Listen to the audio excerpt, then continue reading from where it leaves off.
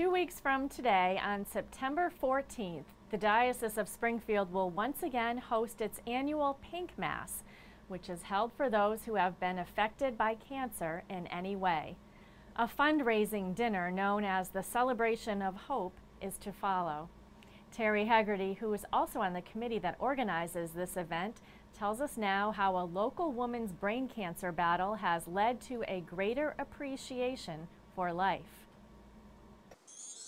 Facing brain cancer and an uncertain future, Jennifer Rossmiller doesn't take anything for granted, even little things like walks with her 2 children. Due to the nature of her illness, the single mom says ambiguity is a familiar ingredient in her life. Jennifer, a Springfield resident and parishioner of Our Lady of the Sacred Heart Parish in Springfield, says that uncertainty can be just as hard to deal with as is a difficult diagnosis. That was the most frustrating part, knowing that there was something and not knowing what it was. So, in a way, there were times that I really just wanted to know what it was, because once you know and you can start to deal with it and you can start to attack it and do treatment or come up with whatever you're going to do. Symptoms from that something appeared in 2009 after Jennifer had some muscle twitches and went to her doctor. A diagnosis took more than 2 years. The brain tumor, known as a glioma, was diagnosed in 2011, and Jennifer had surgery to remove it. But the surgeons were not able to remove all of it. Her treatment plan now consists simply of having an MRI every 3 months to check on the size of the tumor. The chances of gliomas coming back are pretty good, and when they come back, they're typically either the same grade or a higher grade. So there's a really good chance that it'll come back, but they've chosen at this time not to treat me any further. So it's kind of still that holding pattern, waiting to see what's going to happen. But she's not putting her life on hold. One thing Jennifer decided to do after her surgery was join the Celebration of Hope Committee of Western Mass, a Springfield-based grassroots organization that is fighting cancer of all types. The Celebration of Hope Committee organizes the annual Diocesan Pink Mass, which is held here at St. Michael's Cathedral each September. This year's event is taking place September 14th and is being offered for those who are currently battling the disease, their caregivers, medical professionals, survivors of the disease, and those who have passed away following their fight. Bishop McDonnell, a cancer survivor himself, will be the celebrant for the Mass. Others serving at the Mass are also cancer survivors. The Mass will be broadcast the next morning at 10 a.m. as part of the Chalice of Salvation program.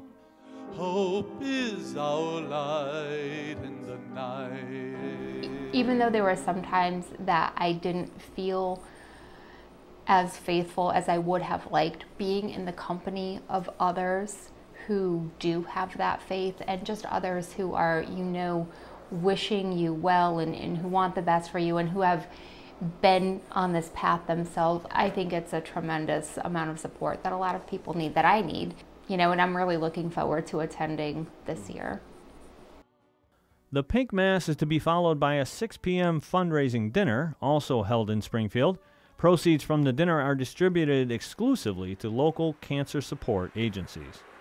Jennifer says that of all her concerns, none trump her desire to ensure the welfare of her son, Colin, age 11, and her daughter, Esther, age 6. The only thing that I would want my kids to know